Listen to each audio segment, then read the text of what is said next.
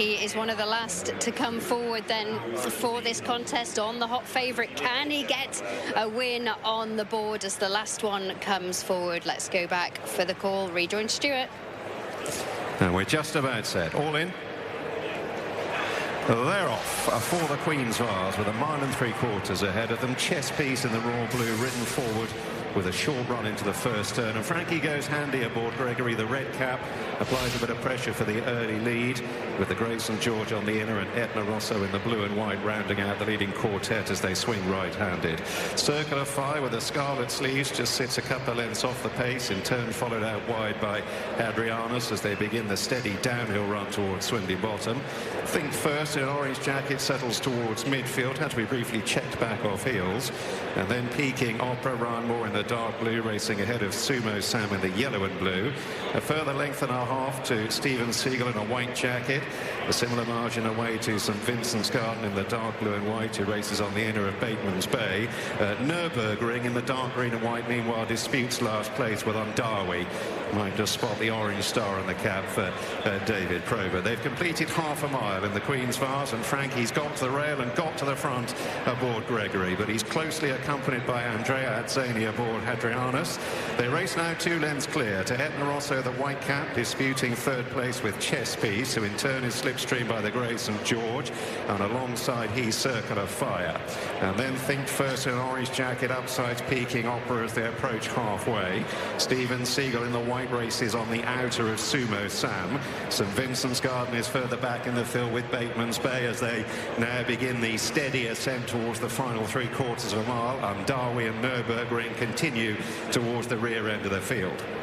So Frankie controlling the fractions here as they head towards the 6 marker. Still Hadrianus in the black and white is a close second.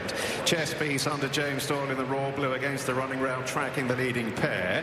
Then Etna Rosso to the Grey St George. Peking Opera, no move yet. Dark blue jacket for Ryan Moore, about 4, maybe 5 lengths off the lead as they head towards the last 4.5 furlongs on the home turn in the Queen's Vase. Gregory Hadrianus still the leading duo to Chess Piece, Etna Rosso, then St George, Circular Fire, followed through by Think First, Peking Opera. Stephen Siegel is next. Bateman's Bay in a light blue jacket out wide to Sumo Sam, then Undawi, St Vincent's Garden and Nürburgring with the last one into the straight as they pass the 3 on the crown of the bend, and it's Gregory in front. Frankie now just beginning to nudge away. Hadrianus turned on in second. Chess Piece in the raw blue looking for a way through. Away to the right, Circular Fire with the scarlet sleeves asked for his effort. Then Etna Rosso, the Grey St George up the inner. They've got a furlong and a half to go, and it's still Frankie in front on Gregory. St George the Grey though is coming out after him. Back in third, Chess Piece, and then Circular Fire. 150 yards to go. Frankie driving away on Gregory, still pestering St George. Gregory finding plenty under the Dettori drive. Frankie's farewell at Royal Ascot, and it's winner number 78 at the Royal Meeting for the Italian. Gregory beats St George, close to third between Chess Piece, Circular Fire. Oh, thank goodness. Frankie's done it at last. He gets one on the board. Gregory hangs on despite Oisin Murphy's best efforts. That was great, Fred. Oh, we needed that. Ascot needed it. What a ride from the front. He was quite green throughout, a little bit sluggish out of the gates as well. Frankie had to bide his time in front, set some good fractions here. Andrea tried to hassle him a little bit, but by God, this horse has got all hard and he's improved once more. Yeah, I was looking at the sectionals very closely, Jamie, and they were amber sectionals, so you're a little bit twitchy. You're thinking, I hope Frankie's not going too quick, but he was in control. That's right, good word to use, control, controlled aggression. Aggressive to take the race by the scruff of the neck, but then, despite some pressure on occasions, has still managed to keep control of the race and of the horse. And of course, here the story is Frankie. But this is a serious horse now. Unbeaten in 3. Won the Queen's Vase, overcoming his rawness, overcoming certain circumstances. He's going to be amongst the favourites for the St Leger now. Yeah, this horse will have been picked up for big money by Wathnan Racing, used to run in the colours of the Normandy stud for Philippa Cooper. She sold this horse after he'd won at Goodwood. He's now somewhere in the region of 5-1 for the Leger, Kev. Yeah, Qatari-based connections. They made a very big splash at the sales at the back end of last year, and they've made some very significant horses and trading purchases in recent weeks. Is Isaac Shelby as well? Yes. And they have another one as well later in the week whose name is escaping me. That's very well fancied. So look, this is an emerging operation. They're spending a lot of money. They clearly want success. And Frankie Dettori has delivered. Yeah, they've got Courage Mon Ami in the Gold Cup tomorrow. Yeah. So yeah, they've been digging pretty deep. Just speaking of the St. Leger, I mean, this horse has got the St. Leger in his blood.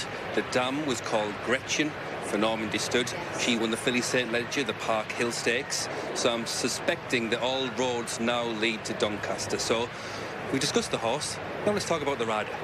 Isn't this great? So it's winner 78 for Frankie. He's keen to get to 80, but I just wonder if this might free him up a little bit, Jamie, for the rest of the week. Isn't that a really good point to make? He might just find this liberating and igniting the spark that really sets fire to the rest of the week. And Kevin, he backed himself to get it right at every stage there. It was quite a bold move to try and make all in a Queen's Vase. Quite no nonsense. You'd say it's almost the right of a man that was feeding it a little bit pressure-wise, that he didn't want to leave anything to chance. He wanted to get out, control the race. I'd say he might have given a roar to Andrea Azzini when he started applying some pressure, because there was an 11-7 sectional force mid-race that he wouldn't have been enjoying, but Frankie soon got the anchor back down. 13-7s, 13-8s. Those are the numbers you want to see flashing in a race like this, and that energy that was conserved was utilised late on. And Freddie, this was very different from the horse we saw at Goodwood. Remember Goodwood, really babyish, really raw. So fair play to Jonathan Thady Gosden for getting this horse with much sharper edges on him for today. Indeed, and he's progressing nicely, and I suppose this would have been the very first time in his career, racing-wise, that he's hit the front, you know, from the word get-go. And he's grown up nicely. I think you're right, Jamie. He's got the St. Leger written all over him. And look at that, Frankie. He kicked him in the belly from 2.5 out. He wasn't able to quicken, but he was able to lengthen, and he used his whip perfectly. Will we get a flying dismount? Oh, 100%. Yeah. He might hit the roof. Of course, but he's a glorious looking horse in the paddock. He really stood out, and I can hear crowds already as he walks under the tunnel here to cheer him back into this paddock. And he's so popular, Frankie, and it would just be nice to see him with a bit of a spring in his step and a smile back on his face, because no one would put more pressure on Frankie than Frankie. No, indeed, and that's what it's all about. Listen, this is what we're waiting on.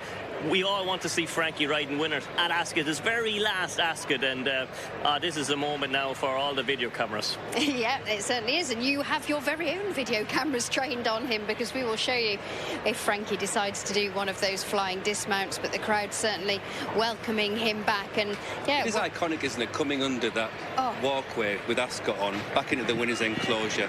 It's a scene that we've seen so many times. It's burned in our memories, and it is forever associated with that icon of racing. Yeah, and Frankie grinning from ear to ear. Was probably a little bit relieved too. His family are all set to be here on Saturday. The man we know as Mr. Ascot. All the experience in the world for Frankie Dettori, and a horse who's experiencing these sort of celebrations for the very first time. Listen, we'll give him a 9.5 out of 10 for the race, and maybe a 10 out of 10 for the flying dismount. Gets hugs all round. Well done to Frankie. We kept the faith, and hopefully you did too.